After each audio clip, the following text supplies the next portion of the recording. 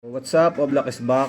For today's vlog, magta-transfer tayo ng firearms.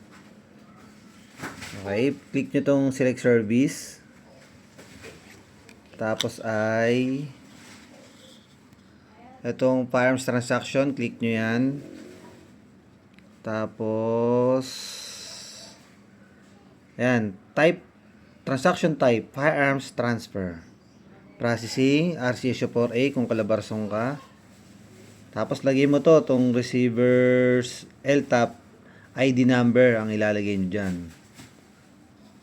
Tapos pag click nyo yung search, lalabas dyan kung sino yung may-ari. Yan, yung name, Margaret. Yan, lalabas yan.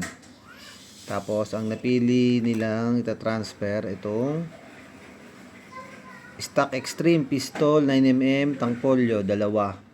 Mata-transfer niya dun sa kanyang anak. Pag nakapili na kayo, click nyo lang yan. Tsaka yan, kung dalawa. Tapos, wait lang. Yun. So, click nyo lang yan, yung firearms na ita-transfer nyo. Tapos then, click proceed.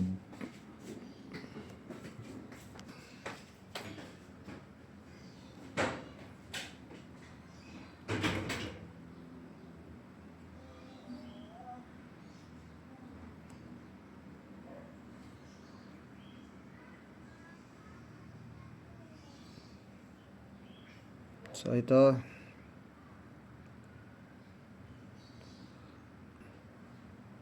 So punta tayo sa recent firearms transaction. Ayan na, transfer.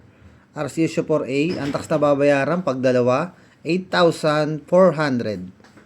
Tapos, tingnan natin yung kanyang i-attach natin o yung mga requirements na kailangan. Tapos, ito po yung mga requirements. Application form ng transfer, tapos notarized deed of sale. Pag na-attach nyo na po yung parehas, pag na-upload nyo na po parehas yan, click nyo lang po itong submit requirements. So try natin ito.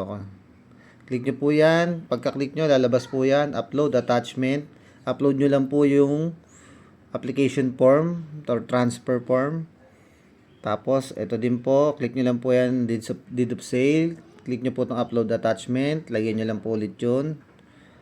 At pag magkukulay blue po yan, pag kulay blue na po, submit requirements po.